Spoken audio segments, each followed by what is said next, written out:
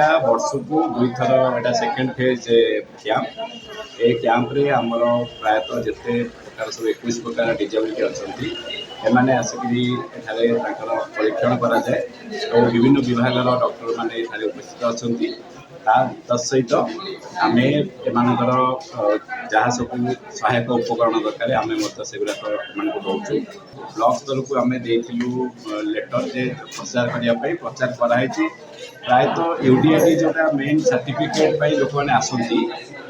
प्रायतः UDID maximum लोक पाई सारे आउ जहाँ गेट्स एंड अप्लायंसेस लोक मैंने जिला स्तर भी पाँच तेणु नेक्स्ट टाइम आम यहाँ ध्यान दूँ लोक कमी अधिक आसवे मुझे विभिन्न मन के हेल्प करसी आ से मन के आसली देखली नर्ला ब्लॉक में फास्ट टाइम सुनली जे आज ही होची बोली हमर जीपी रे भी 4-5 लोग छन जेन मन की जानी नहीं परले आज नेल आज आसी करी ने